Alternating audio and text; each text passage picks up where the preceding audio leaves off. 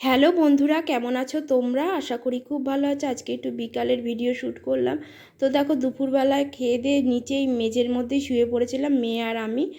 তারপরে দেখো ঘুমের থেকে উঠেছি একটু, মানে 4টে বাজে। তো চলো, আর এদিকে দেখো কুলারটায় না আমার জল ভরা, মানে জল ছিল শেষ হয়ে গেছে। তো কুলারটা এখন একটু জল ভরবো।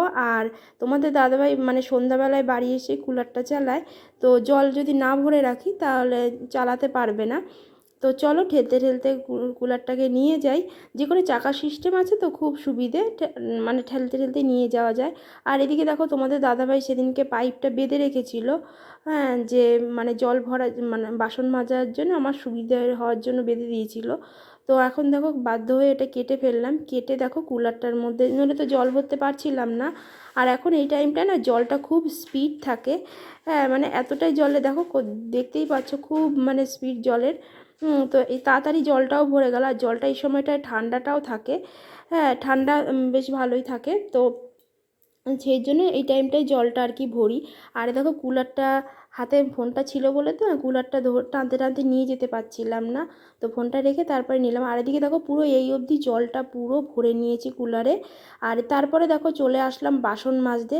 দুপুরবেলায় যে খাওয়া দাওয়া করেছি, মেয়ের টিফিন কোটো তারপর ছিল, সেগুলো সব বাসনগুলো মাজবো। আর এই ঝুড়ির মধ্যে যে বাসনগুলো দেখলে ওইগুলো হলো দুপুরবেলায় মেজেছিলাম, যে রান্না করেছি সেই বাসনগুলো।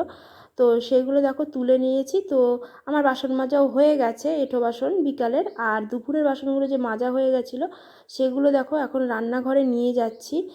আর রান্নাঘরে জানলা আটকে রেখেছিলাম, তাই দেখো রান্নাঘরটা অন্ধকার হয়ে গেছে। তো চলো এখন জানলাটা খুলে দিই, হ্যাঁ, আর কিছুটা অন্তত আলো ঢুকবে।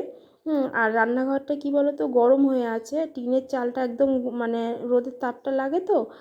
তো চলো লাইট ধরিয়ে এই বাসনগুলো এখন দেখো আলমারির মধ্যে সুন্দর করে গুছিয়ে রেখে দিই, যাতে মানে সকালবেলায় হলে বা সন্ধ্যাবেলায় যদি কোনো রান্না বান্না করতে হয় তাহলে মানে সাথে সাথে গুছিয়ে রাখলে না সুবিধে হয়। আর এদিকে দেখো মেয়ে ঘুমাচ্ছে, এখন টাইমটা বাজে 4:30।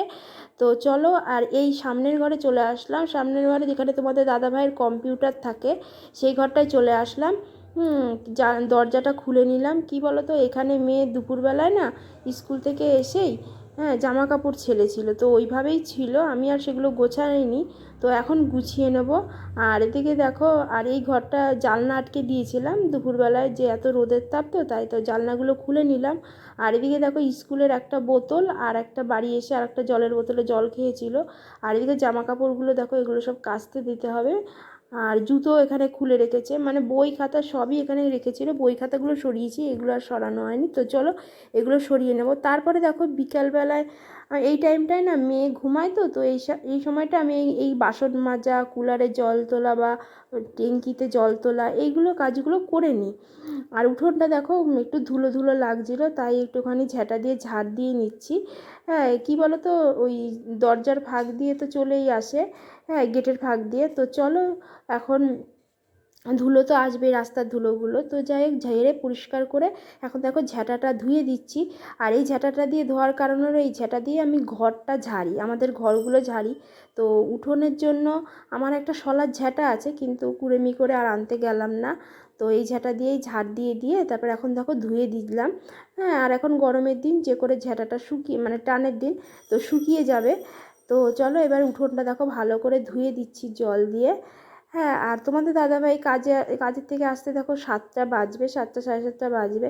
আর মেয়েও ঘুমাচ্ছে, তো আমিও নিরিবিলি এই কাজগুলো আস্তে ধীরে করি। দেখো উঠোনটা ভালো করে ধুয়ে নিয়েছি।